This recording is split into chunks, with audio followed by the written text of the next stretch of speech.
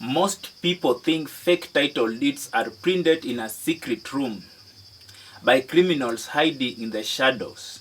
But the uncomfortable truth is this: some of the most dangerous land fraud cases don't look fake at all.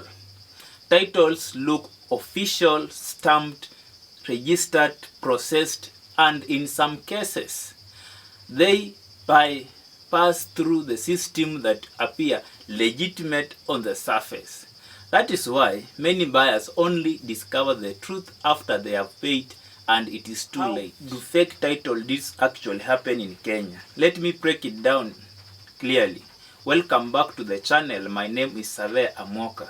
Here we break down land ownership, surveying, title deeds, land fraud, subdivision and boundary dispute in Kenya in a practical and realistic way.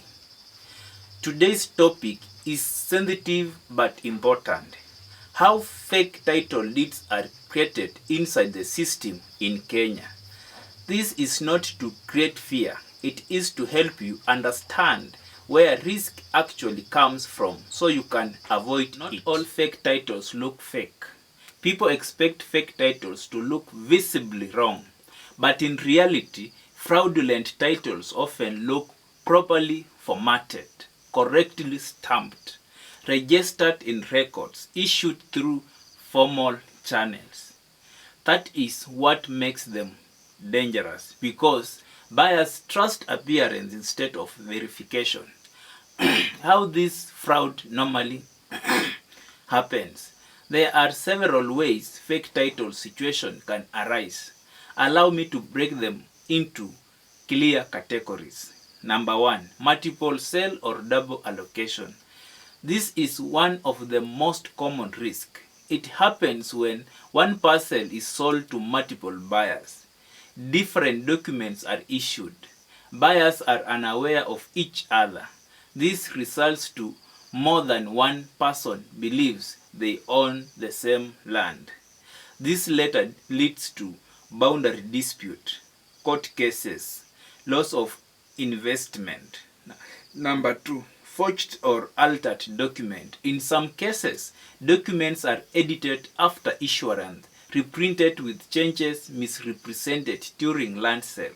This may involve parcel numbers, owner names, land size. Even small changes can completely alter ownership interpretation.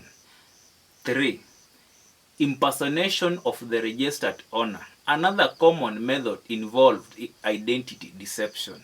A fraudster may pretend to be the real owner, use forged identification, or act through an authorized third party. The buyer believes they are dealing with the rightful owner, but they are not, for illegal or irregular registration process. Some cases arise from procedural issues such as missing approvals, irregular entries, incorrect records, incorrect mutation processing, weak verification during registration. On paper, the title may appear valid, but the process behind it may be questionable. 5, succession and inheritance loopholes. Family land is a major risk area. Fraud can occur when land is still under succession. Not all beneficiaries are involved. One party sells without full authority. Documents are incomplete or disputed, and buyers may unknowingly purchase land that is not legally ready for sale. Number 6, survey and boundary manipulation. This is where surveying becomes critical.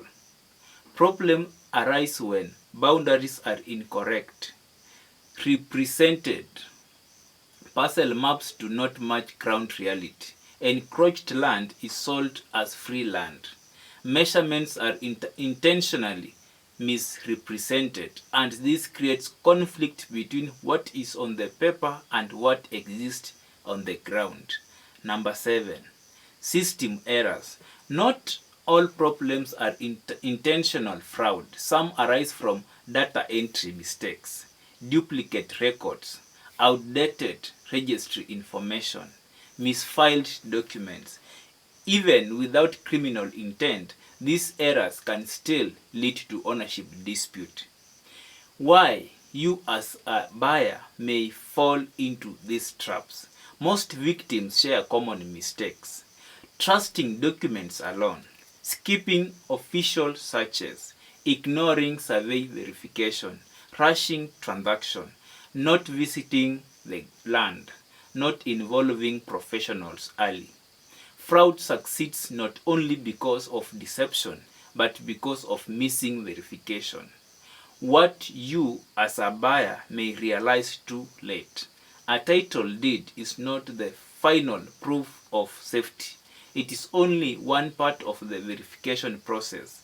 Real ownership confidence comes from alignment between title deed, official land search, survey records, physical land, seller identity, neighbor confirmation. If any of these do not match, you don't have full clarity. How you can protect yourself as a buyer. Before buying any land, do an official search. Verify seller identity. Confirm survey boundaries. Visit the land physically. Talk to neighbors. Check for dispute or claims. Involve a qualified surveyor early. The call is simple: don't rely on appearance, verify reality. Fake title deeds do not always come from obvious criminal activity. They often come from weak verification, poor documentation, hidden disputes, process gaps, misrepresentation. The risk is not just fraud, it is incomplete information. And in land matters, incomplete information is often the most expensive problem of all. If this video helped you understand land risk better, subscribe for more content on land ownership, land surveying, title deeds, subdivisions, boundary dispute, and land fraud in Kenya. And comment below, what do you think is the biggest risk when buying land in Kenya today?